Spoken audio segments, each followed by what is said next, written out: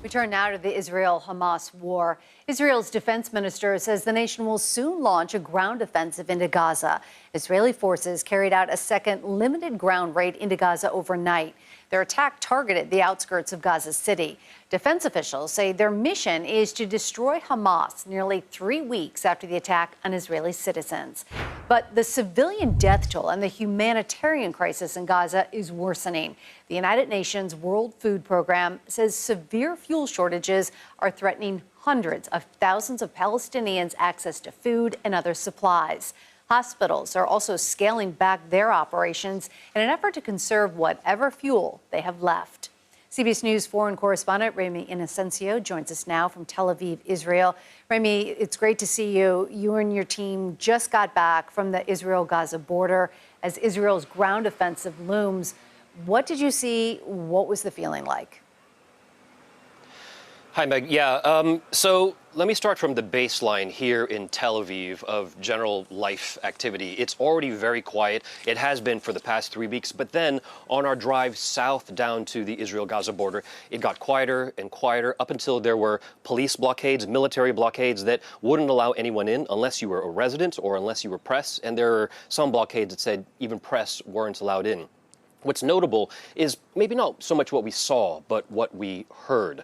While we were there, 2 or 3 hours on the ground along the border region, we heard the high-pitched screeches of warplanes flying. Our intelligence, our military officer who was with us said, wait, pause, because you're going to hear something.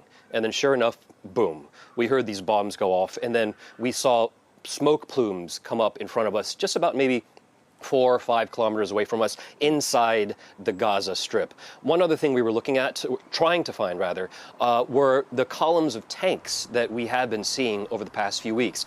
Interestingly, notably, is that we didn't see any in the region that we were in. They had been there. We spoke to one soldier, and he said, with maybe a nod, that he couldn't say anything more, but that the point is to not see the tanks anymore. The implication, possibly, is that the incursion is getting closer to some kind of start, and that we know that the tanks haven't pulled back, but they have potentially, likely, let's say, gotten closer to the border. Interesting. Ramy, if or when Israel does launch a major incursion into Gaza, strategically, what are the biggest issues they're going to be facing? Sure, absolutely. The biggest issue are the tunnels underneath Gaza, which stretch an estimated 300 or more miles underground. We spoke to a geologist who has been studying these tunnels for more than the past 15 years, and he said this is an underground city, and Hamas has evolved this from smuggling goods to smuggling weapons and then to making them attack tunnels. And they go very, very close and through underground the Israel-Gaza border. He showed us a diagram even, and he said that if and when the Israel Defense Forces go in, there are so many tunnels out there and shafts that lead up to the surface that they could potentially be setting themselves up for an ambush, booby traps.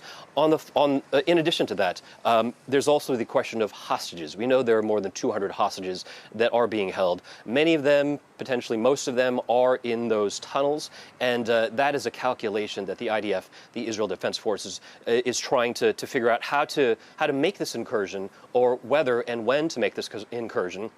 I spoke to another commander of the IDF reserves and asked him, are you prepared? Is Israel prepared for a loss of life? He sort of tried to not answer the question, but then he said, we will do all it takes to succeed, success at all cost. And then there's the heart-wrenching humanitarian crisis in Gaza. It's just getting worse. To what extent do the worsening conditions there factor into Israel's military strategy? I believe that maybe it doesn't factor into Israel's military strategy. The numbers of the dead in the Gaza Strip have continued to climb every single day.